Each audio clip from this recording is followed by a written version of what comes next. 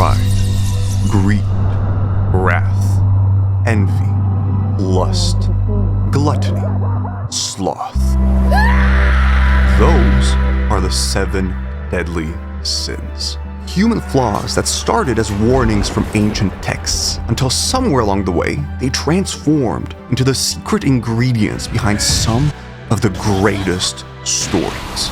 Some series use this concept for their heroes. Others use it to create memorable groups of villains. But in some rare cases, there are characters who don't just represent a sin, they are defined by it. Their entire identity shaped by this one single flaw. So today, I want to show you what I believe are the best depictions of each deadly sin in anime and manga.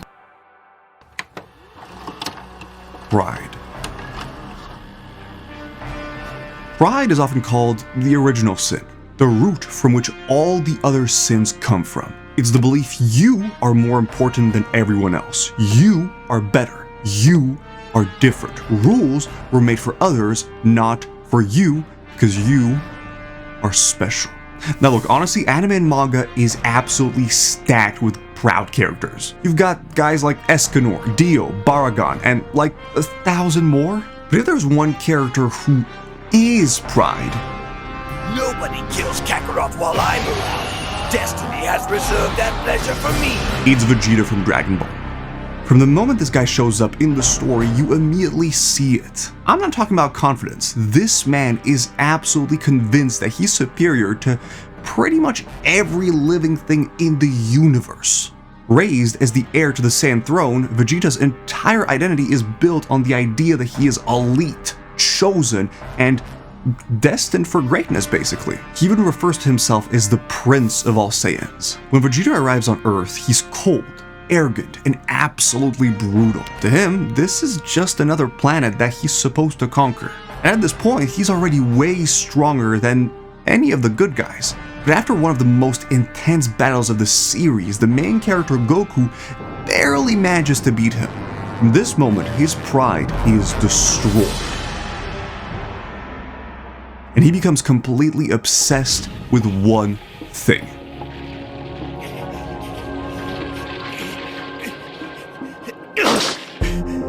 beating Goku. Vegeta's pride shows up in literally anything he does. He looks down on his enemies and even his allies. He refuses to accept help, he refuses to admit he's weak, and he definitely refuses to see anyone as an equal. If he's not better than everyone else, then fighting doesn't mean anything. That's why his rivalry with Goku messes him up in a way that no other opponent does. The thing is, Goku doesn't chase being the best. He doesn't compare himself to others. He gets stronger because he enjoys it, and it just feels natural. Every time Goku gets ahead of him, Vegeta takes it as a personal failure, while Goku barely even thinks about it. Vegeta's pride often makes him blind to what's actually happening. It pushes away people who care about him and leads him to make absolutely terrible decisions. One of the craziest examples is during something called the Cell Saga. Basically, Vegeta lets this villain called Cell reach his most powerful form, not because it's smart strategy, but because of his pride. He wants to fight the strongest opponent possible to prove himself. And this decision almost leads to the world getting annihilated. The Buu Saga takes this even further when Vegeta lets himself get possessed by a sorcerer, becoming Majin Vegeta. He turns into a villain and blasts an entire crowd of people, all so he can have an opportunity to finally fight Goku. He's willing to risk everything, his family, his friends, the entire planet, just to satisfy his pride. But here's the thing, pride is also what makes him train harder than anyone else, push past his limits, and keep fighting even when everything looks hopeless. It's what makes his wins so satisfying and his losses so frustrating. It's what leads to some of the most iconic moments in Dragon Ball Z. And I think it's also why a lot of people start appreciating him as a character when they get a little bit older. What makes Vegeta's story so powerful is that his pride never just disappears, it changes. During the Buu Saga, in one of the series' most tragic moments, he admits that he let himself get consumed by pride and evil. He tells his son that he's proud of him, hugs him for the first time, and sacrifices himself to stop Boo. Wrath. Wrath is the sin of burning rage. It's the hunger to hurt, to make others pay, to destroy in the name of justice. And I think that no other character shows the complexity of wrath better. I just put a stop to this! I'll kill them all! Every last one! Than Eren Yeager from Attack on Titan.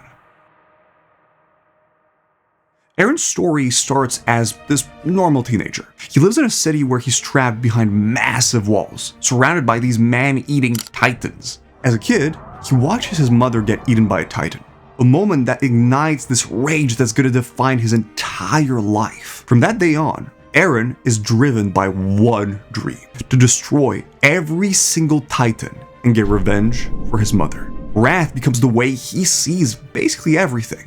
At the start of the story, he's hot-headed, impulsive, and quick to get into a fight. But as his journey goes on, his rage becomes so intense that it often pushes away the people closest to him. He argues with everyone, questions everything, and won't accept any solution that doesn't involve complete victory. His relationships with everyone in his life get messed up because he can't see past his own fury. And when he learns the truth about the Titans, that they're actually transformed humans, that his people were turned into these monsters by the world outside the walls,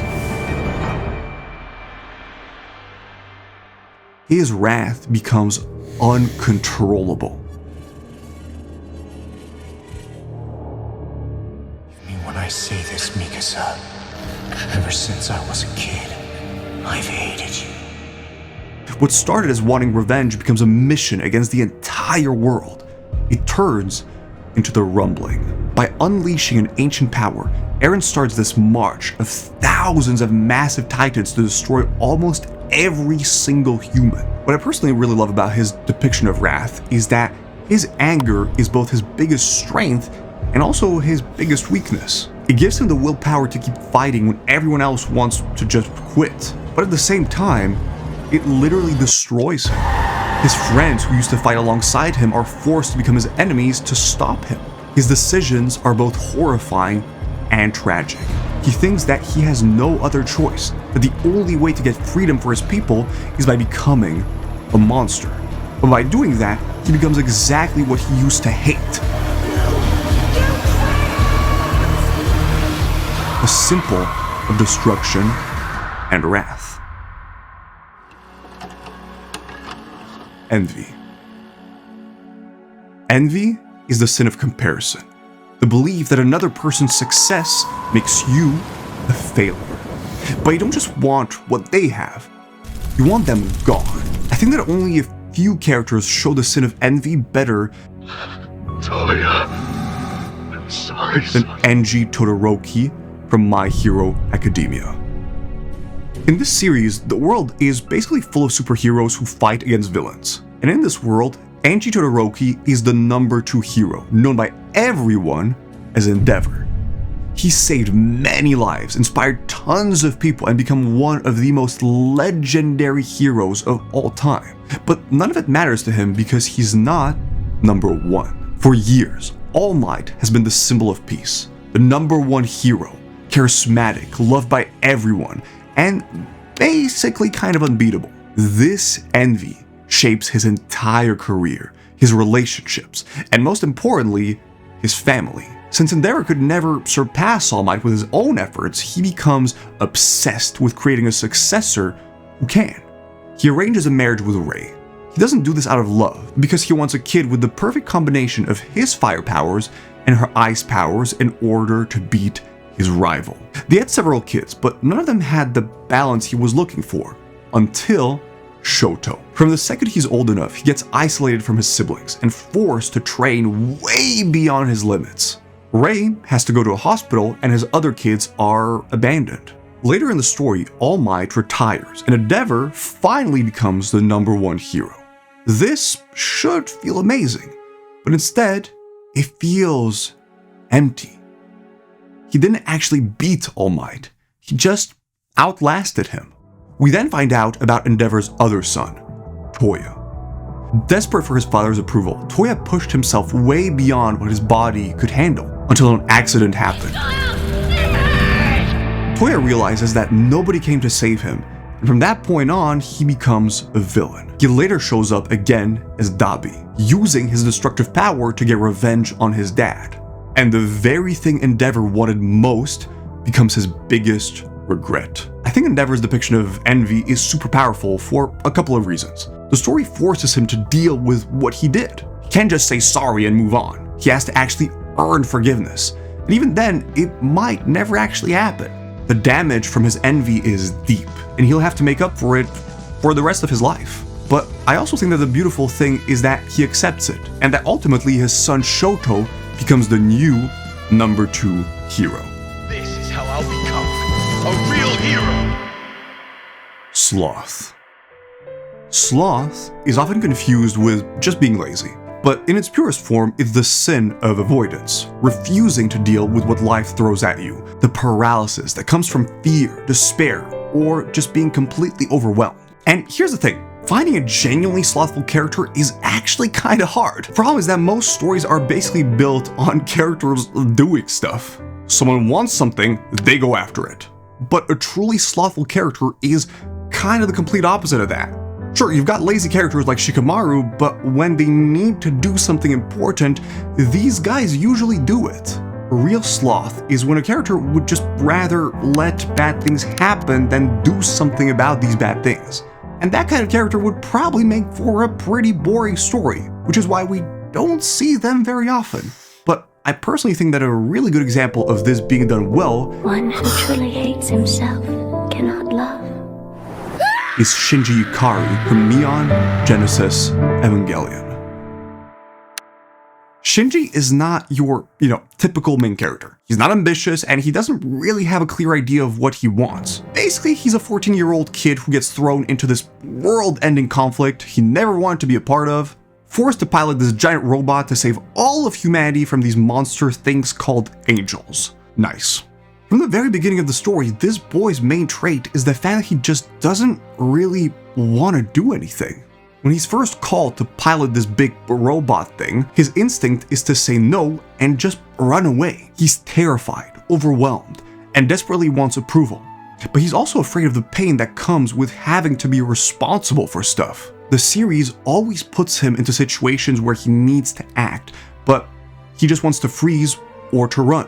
When his friends are in danger, when the world is at stake, Shinji panics and hopes that someone else will handle it.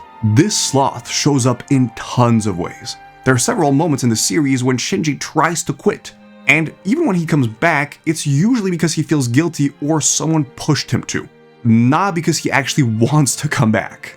Shinji's sloth has real, devastating consequences. His refusal to act puts other people at risk, sometimes with deadly results. His inability to make decisions or stand up for himself lets others use him like a tool. But here's the cool thing, Shinji's sloth isn't about being lazy or not being good enough. He's actually an amazing pilot, often getting results with his Eva that are better than anyone else's. He lives in an apartment with this character called Misato, who also happens to be his commander. And the interesting thing is that you often see him cleaning the apartment while she doesn't really do anything. But when it comes to their job of saving the world, she's the first person who will jump into action, while he's usually reluctant to do anything.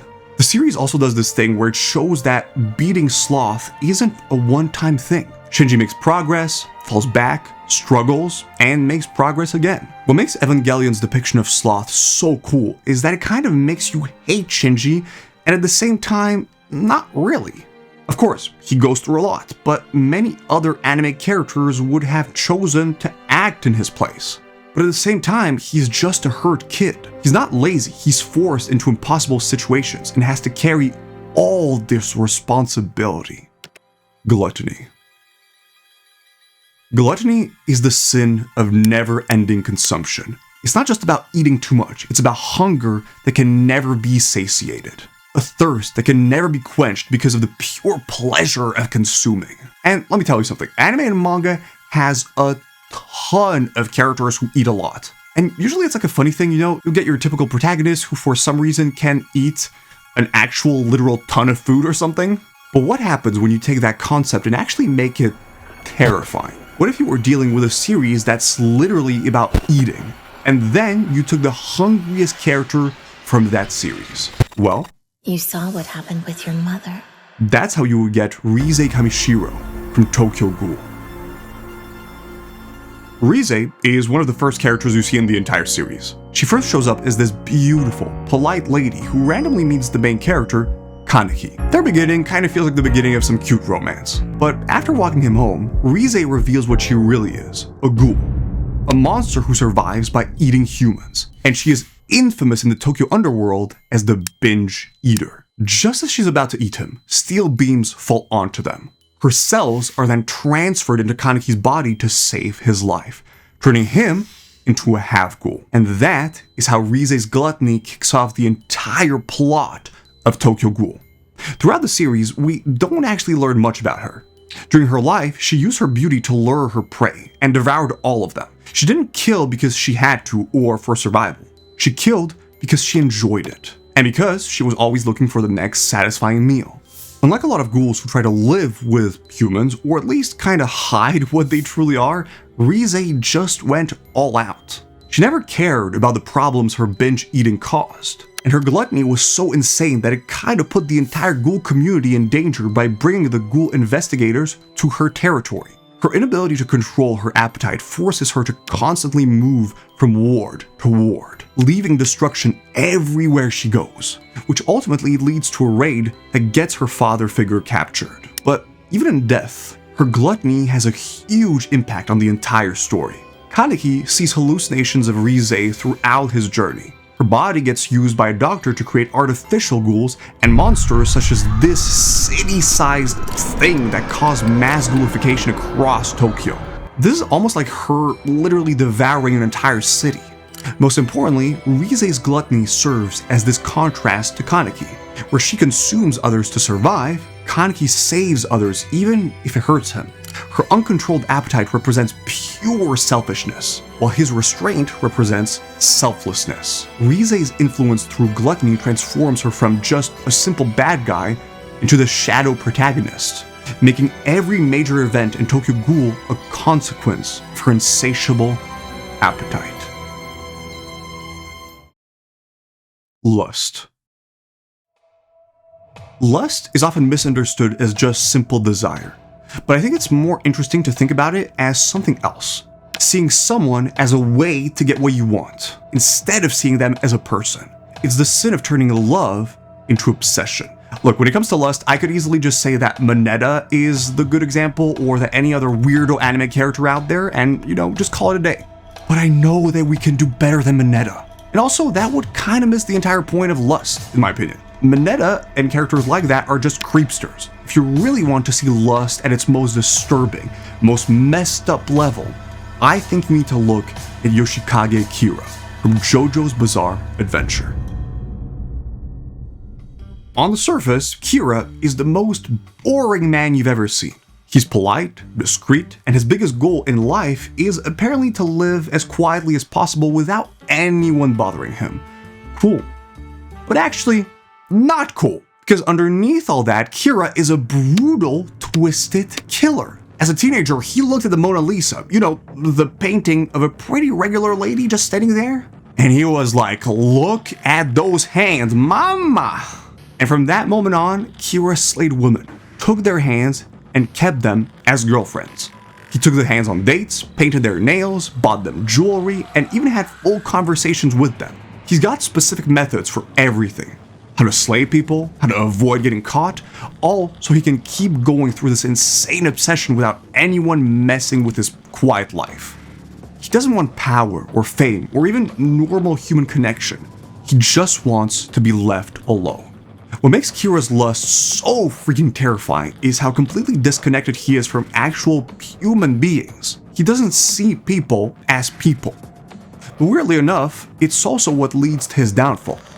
At one point, the character notices something strange. Kira has left evidence. And now, he has no choice but to fight the person who caught him. He defeats him and knows he has to leave the scene as quickly as possible, except that there is one small detail that he can't stop but notice. The person he defeated put his socks on the wrong way.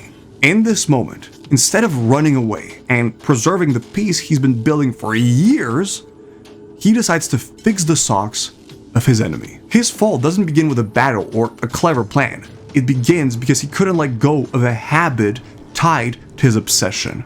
Kira's whole story is basically a masterclass in how lust becomes absolutely monstrous. He knows exactly what he's doing. He tries to control it to maintain his precious quiet life, but he just can't stop.